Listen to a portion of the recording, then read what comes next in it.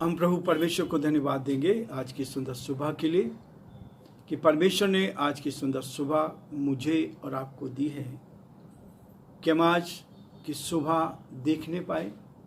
परमेश्वर का धन्यवाद करते हैं कि वो एक एक दिन हमारे जीवन में देता है ताकि हम प्रभु की महिमा करें। आज सोमवार का दिन है। पिछले सप्ताह प्रभु ने हमें संभाला। प्रभु के अनुग्रह की दृष्टि हम पर बनी रही। हम इसके लिए परमेश्वर पिता को दिल की गहराई से धन्यवाद देते हैं। प्रियो, प्रभु जो है हमारी रक्षा करता है। ये अक्टूबर का महीना चल रहा है। एक एक दिन हम उसका धन्यवाद करते हुए आगे बढ़ रहे हैं। मैं अपने सारे श्रोताओं को, सारे भाई बहनों को जो हमारे साथ इस YouTube चैनल पर जुड़े हुए हैं, दिल की गहराई से धन्यवाद देता हूँ। आपके प्रेम के लिए धन्यवाद देता हूँ। आप जो इस चैनल को सब्सक्राइब कर रहे हैं इसके लिए धन्यवाद देता हूँ। आपका ये प्रेम हमारे साथ बना है, इसके लिए मैं दिल की गहराई से आपको धन्यवाद देता हूँ। आपने जो सहयोग दिया उसके लिए भी धन्यवाद। प्रभु आपको, आपके परिवार को बहुत आशीष दे और प्रभु की उपस्थिति आपके साथ साथ बनी रहे और आप जीवन में और आगे बढ़ते जाएं और बहुतों के लिए आशीष का, आनंद का कारण बनते चले जाएं। हम ये चाहते हैं कि आप और अधिक दूसरे भाई बहनों को इसको शेयर करें और न केवल शेयर करें परंतु दूसरों को इस आशीष को भी बांटें। परमेश्वर आपको बहुत बड़ी आशीष देना चाहता है ताकि आप आगे बढ़कर परमेश्वर की महिमा करें। प्रियो, परमेश्वर का वचन हमें कहता है, पहला कुरिन्थियों का 13वां अध्याय उसके 7 पद से मैं आपके सामने पढ़ूंगा। वह सब बातें सह लेता है, सब बातों की प्रतीति करता है, सब बातों की आशा रखता है, सब बातों में धीरज धरता है। प्रेम कभी टलता नहीं। भविष्यवाणियां हो तो समाप्त हो जाएंगी, भाषाएं हो तो जाती रहेंगी, ज्ञान हो तो मिट जाएगा, क्योंकि हमारा ज्ञान अधूरा है और हमारी भविष्यवाणी अधूरी है। परमेश्वर इस वचन के पढ़े और सुने जाने पर आशीष दे। हम प्रार्थना करेंगे। धन्यवाद और स्तुति के योग्य हमारे सामर्थ्य परमेश्वर, हमारा हृदय आपके प्रति धन्यवाद से भरा है। प्रभु, आज की सुंदर सुबह आपने में दी है कि आज की सुबह पिता परमेश्वर हम आपकी महिमा कर सकें, आपके नाम को धन्य कह सकें। जो आपकी योजना पिता उसको हम पूरा होता हुआ देख सकें। आपने हमारी अगुवाई की, आपने हमारी मदद की, अपने हाथों में रखा, अपनी उपस्थिति का एहसास दिया, इसके लिए धन्यवाद है। हे दया के धनी और विश्वास के योग्य परमेश्वर, हमारी आपसे प्रार्थना, आपसे विनती है, आपकी सुरक्षा हमारे साथ बनी रहे। हम आपके नाम में आगे बढ़ते चले जाएं। हमारे सारे श्रोताओं के लिए, सारे भाई बहनों के लिए प्रभु, जो पिता परमेश्वर हमारे साथ इस YouTube चैनल पर हैं, हम यीशु के नाम से आशीष देते हैं, ब्लेस करते हैं प्रभु। एक एक को प्रभु आशीष से भरपूर कर, परिवार में से बीमारी, परेशानी, कठिनाई, दुख और मुसीबत दूर की जाए। आपकी आत्मा प्रभु जी पूरी तरह से उनको सुरक्षित रखे, आपके हाथों में सौंप देना चाहते हैं और यही प्रार्थना और यही विनती करते हैं प्रभु, आपकी उपस्थिति हर कदम पर साथ बनी रहे। हम धन्यवाद देते हैं, आपकी स्तुति करते हैं हमारे प्रदेश राजस्थान के लिए प्रभु जी। इस प्रदेश पर आपके अनुग्रह की दृष्टि बनी रहे। इस प्रदेश को आपने संभाला, आगे बढ़ाया, हम इसके आपकी स्तुति करते हैं और पिता परमेश्वर हम धन्यवाद देते हैं, आपकी स्तुति करते हैं। यहाँ के मुख्यमंत्री अशोक गहलोत जी के लिए, उनके जीवन के लिए आपने उनको संभाला, आपने उनकी मदद की, आपने हाथों में रखा, अपनी उपस्थिति का एहसास दिया। हम प्रार्थना विनती करते हैं पिता परमेश्वर, आपकी दया दृष्टि हर कदम पर बनी रहे ताकि वो जीवन में उन्नति करते जाएं, आपकी महिमा कारण बन सके। और जो प्रभु कार्यक्रम उन्होंने यहाँ किए हैं प्रभु जी, इस प्रदेश के लिए, प्रदेश की जनता के लिए प्रभु, वो कारगर सिद्ध हो सके और उसका प्रतिफल प्रभु उनको मिल सके। हम बड़े आदर के साथ, दीनता के साथ, नम्रता के साथ अपने प्रभु, अपने उद्धारकर्ता यीशु मसीह के नाम से मांगते हैं, आमीन। प्रियो, कल रविवार का दिन था। परमेश्वर ने हमारी अगुवाई की कि हम परमेश्वर के भवन में जाकर अपनी आत्मा को शुद्ध कर सके, पवित्र कर सके। इसलिए परमेश्वर का वचन मुझे और आपको बहुत ही प्रोत्साहित करता, आत्मा से भर देता है।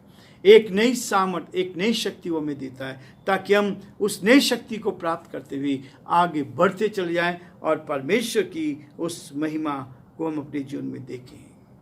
अधिकार के अधीन, अधिकार के अधीन, ये पहला कुरिन्थियों 13वां अध्याय इसी बात को दर्शाता है कि प्रेम जो है, ये प्रेम परमेश्वर ने हमें दिया है और इस बात के लिए देखा है वह सब बातों को सह लेता है। इसलिए अधिकार के अधीन रहना बहुत जरूरी है।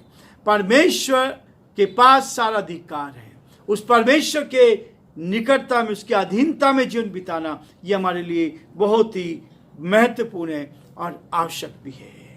पहला पत्रस उसका 5 अध्याय और उसके 5 पद में इस बात को लिखता है, हे नवयुवकों तुम भी प्राचीनों के अधीन रहो। जवानों के लिए आज बड़ा कठिन है अधीनता में रहना, लेकिन प्रियो परमेश्वर का वचन कहता है कि हमें अधीनता में रहना है, और यदि अधीनता में आप रहते हैं तो परमेश्वर आपको आशीषित करता चला जाएगा। वह सब बातें सहता है। प्रेम यदि है, कोई अधीनता की बात करता है, हम अपने दिल से आता है। अधीन होना भी हम दिल से आना चाहिए, प्रेम करना भी दिल से आना चाहिए। यदि आप किसी से प्रेम करते हैं तो दिल से करते हैं। यदि आप कोई काम करते हैं, यदि दिल से करते हैं, तो परमेश्वर उसमें भी हमारी रक्षा करता है। प्रियो, परमेश्वर संभालता है, परमेश्वर मदद करता है, उसकी उपस्थिति हर कदम पर साथ रहती है। हर दिन हम परमेश्वर की महिमा को देख सकते हैं कि हमारा प्रभु हमें हर दिन संभाले रखता है। जब आप किसी काम को अपने हाथ में लेते हैं तो उसको ईमानदारी के साथ, सच्चाई के साथ, दीनता के साथ हम लेते चले जाएं। किसको दिखाना? परमेश्वर को दिखाएं। ईमानदारी में जीवन है, ईमानदारी से हम आगे बढ़ सकते हैं। इसलिए प्रियो, परमेश्वर का वचन हमें हर कदम पर इस बात के लिए कहता है, वो कहता है वह सब बातें सह लेता है, सब बातों की प्रतीति करता है। परमेश्वर ने अपने वचन में हमें दिया है, इस वचन पर हम इस पर विश्वास करें, प्रतीति करें इस पर। जो इसमें लिखा है वो सत्य है, और जब इसकी प्रतीति करता है तो क्या कहता है? सब बातों की आशा रखता है। हमारे सामने वो आशा होनी चाहिए, हमारा परमेश्वर बड़े काम हमारे लिए करने जा रहा है। हमारा परमेश्वर बड़े काम हमारे लिए करने जा रहा है। इसलिए प्रियो, वो परमेश्वर कहता है सब बातों में धीरज धरता है, सब बातों में धीरज धरता है। और इसलिए मेरे आपके लिए ये धीरज होना बहुत जरूरी है। हम परमेश्वर के साथ, उस धीरज के साथ उसकी बाट जोते रहें, धीरज के साथ उसकी महिमा करते। इसलिए जवानों कहा गया, तुम भी प्राचीनों के अधीन रहो, और न केवल अधीन रहें, परंतु कहता है हमारे आत्मिक अगुओं की आज्ञा मानना परमेश्वर की आज्ञा मानना है। हमारे आत्मिक अगुओं की आज्ञा मानना मानो परमेश्वर की आज्ञा मानना है। अगुओं के विरुद्ध कोई भी कार्य परमेश्वर के विरुद्ध पाप है। यदि प्रभु के दास और दासियों के विरोध में हम कोई काम करते हैं, और मुझे याद आता है दाऊद के बारे में,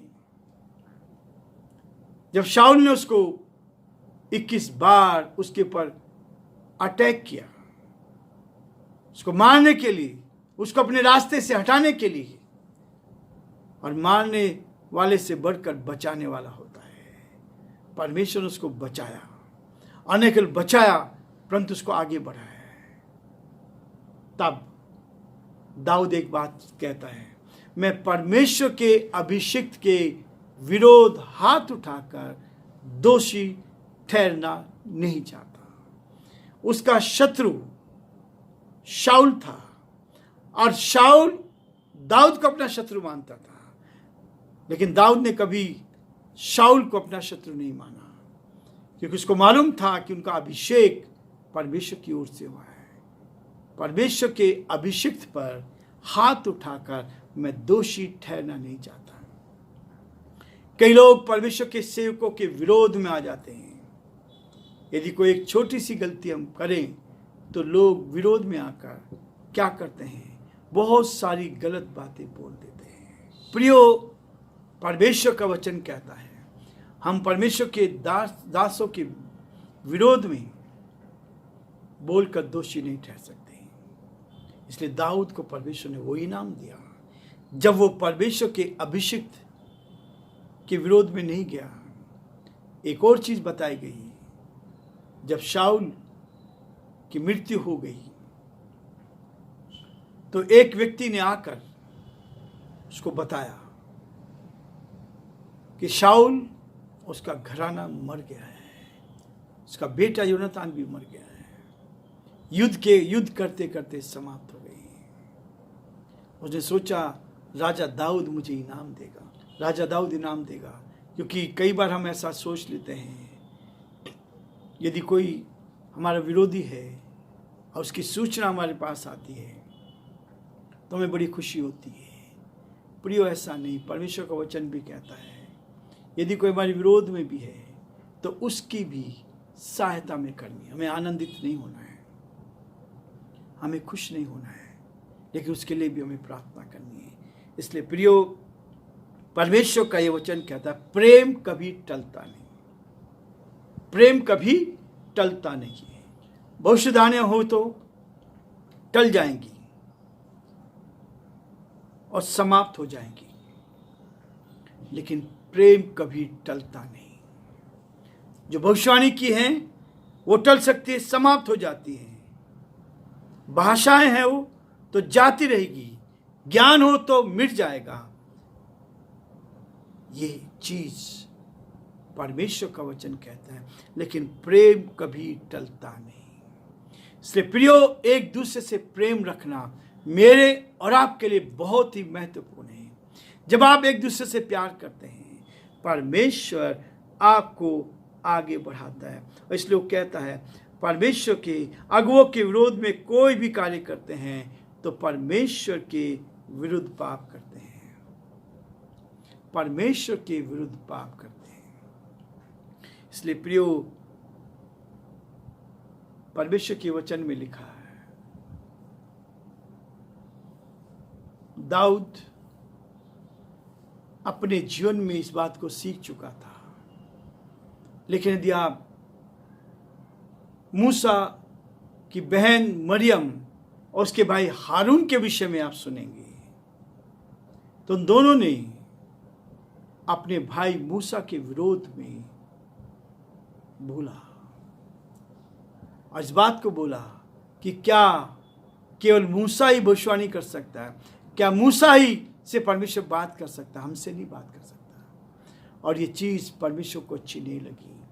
परमेश्वर ने मरियम के लिए उसी समय उसको कोढ़ हो गया, और कोढ़ होने का मतलब था कि समाज से अलग होना, अपने तंबू से अलग जाना, लोगों से अलग कर दिया जाना। तब हारून ने अपने भाई मूसा से कहा, परमेश्वर से विनती करो कि बहन का कोढ़ समाप्त हो जाए। परमेश्वर ने कहा नहीं। मूसा की विनती सुनी, उसने कहा कि 7 दिन तक तो इसको अलग रहना ही पड़ेगा, क्योंकि इसने मेरे दास के विरोध में बोला है। इसलिए प्रियो, प्रेम रखना मेरे और आपके लिए है। और जब आप परमेश्वर के दासों के विरोध में बोला तो परमेश्वर ने उसे सुना और कठोर दंड दिया। गिनती उसका 12 अध्याय 1 और 2 पद में हम इस बात को पढ़ते हैं। परमेश्वर हमें बचाता है, परमेश्वर हमारी रक्षा करता है, लेकिन वो बर्दाश्त नहीं करता। आप प्रेम करते हैं तो निस्वार्थ भाव से प्रेम करें और परमेश्वर आपको क्या करेगा, बहुत बड़ी आशीष देता जाएगा। प्रियो, परमेश्वर हमें आशीष देना चाहता है ताकि हर कदम पर परमेश्वर की महिमा को देख पाए। आज हम ये रुकना चाहेंगे। प्रभु आप सबको बहुत आशीष दे और प्रभु का हाथ आप पर, आपके पूरे परिवार पर बना रहे, ताकि आप निरंतर आगे बढ़ते जाएं। हम फिर कल इस अध्याय को आगे बढ़ाएंगे ताकि हम परमेश्वर की महिमा को देख